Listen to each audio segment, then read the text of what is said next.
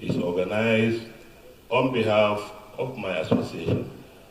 Because whenever you mention of either Mieti Allah or Fulani, one thinks of one form of criminality or the other, either kidnapping, banditry, cattle rustling, or whatever.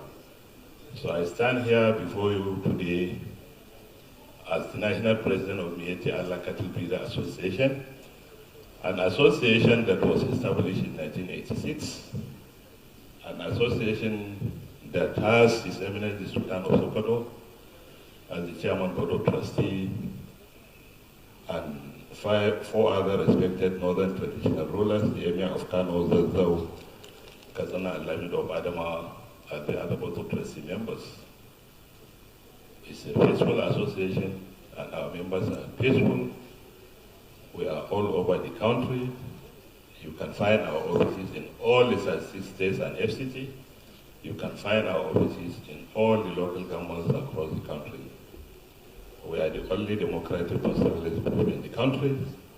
We never represent any criminality in this country. We are for peace, and we represent those pastoralists who are going around doing their legitimate businesses, and we also represent those pastoralists who are also at the receiving end of one form of criminality or the other in this country. Mention it, either farmer had a conflict, they are always at the receiving end. Cattle wrestling, they are at the receiving end because they are the sole owners of the cattle in the country. They own 95% of Nigerian cattle. Whenever you hear of a cattle, they wrestle. It must have been wrestled from a pastoralist. They are also at the receiving end of kidnapping because whenever, before you hear one person being kidnapped either in the city or on the road, hundreds of them must have been kidnapped in the forest. It's a silent happening. The media don't hear it. The media don't report about it. Some are poor today because they have sold all their cows in the process of paying ransom. When they are kidnapped or members of their families are being kidnapped, they pay ransom, sell the cattle, pay ransom. Some are out of business because of kidnapping as a result of payment of ransom. They are at the receiving end of banditry because most of the times when you hear of banditry, when a banditry case is being reported, you must also hear of cows being arrested by the bandits. They take from the pastoralists. So today the confusion is we are both victims and culprits. It's true and clear that whenever you catch a group of criminals, you find pastoralist youth in them. What do you expect? It's a neglected society that was not given the opportunity for education because of the nature of his business. He roams the world looking for free faster as the only thing he knows to do because he has not been trained to stay in a ranch. He is doing the only thing he knows to do to survive. And the cow is his only source of livelihood. His life and that of his family depends on the cow. And the only thing he knows to keep the cow alive is to roam the wild looking for free pasture to feed the cow. That is the only thing he knows. While we are living in this era of development, the pastoralists are still living in the past, practicing the primitive system of animal husbandry in today's era, which may not be sustained, considering the population growth, considering the effect of climate change, considering so many other factors, considering the animal demand on the land that doesn't increase. So this calls for an effective planning. That is where we need the media to dwell attention, to pressurize government, to evolve a system of settlement model that can suit the peculiarities of the pastoralists we have in the country, for them to be settled. if you import a model of settlement for them, they won't embrace it because over 70% of them are smallholder farmers that cannot afford ranching. So I appreciate the organizers for coming, for converging the country's journalists here, because most of the times, most of the journalists, I believe, don't understand these dynamics. We are not criminals. We are peaceful people who also need security to be protected. And by reporting negatively against any particular group, it does nothing other than to narrow the channels of investigation, other than to confuse the media in trying to go after the real culprits. If you report without proper investigation, you are narrowing the channels of investigation. You are confusing the security in doing their work. Allow for investigation before you jump to conclusion. It's becoming clear today. It happens in Flato recently, where a Catholic priest was involved. It happens in Ekiti recently, where the natives are involved. It happens in Southern Kaduna recently. The truth is coming out clearly now.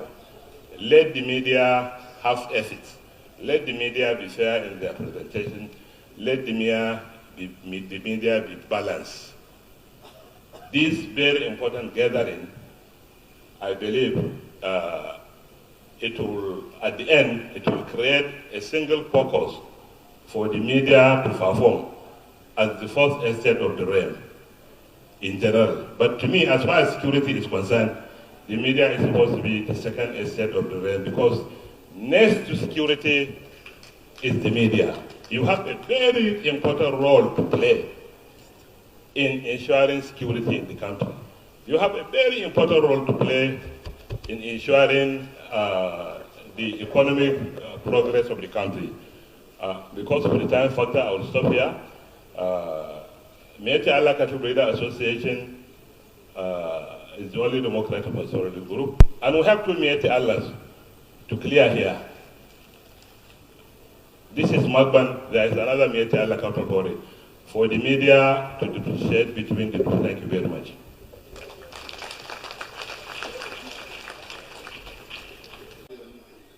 My name is Usman, ngelzarma. I'm the National President of Mieti Allah Cattle Breeder Association of Nigeria. Today's event, how would you describe today's event? You see, to manage the public perception against the Nigerian pastoralists, I don't think of a better forum than this one, because we have come across a convergence of journalists across the country, representative of NUJ coming from states, and print, electronics, all sorts of media houses still are here today. So I don't think of a better forum that I need as a leader of the pastoralist group in the country than the one I'm coming across to today. So you describe the Nigerian journalists as the second, not the third estate of the realm. Can you share more light on this? Well, you see, generally they are seen as the fourth estate of the realm. But as far as security is concerned, in my view, they are supposed to be the second estate of the realm because next to the security agencies is media. Because everybody gets information from the media, electronics, print, social media, and what have you. So we all rely, the public relies on information from the media, whether good or bad. So if the media can have ethics, at least the public can be educated positively towards bringing a lot of development in the country. So that is why, to me, as far as security is concerned, media should be second, because they are the next most important arm than the security agencies.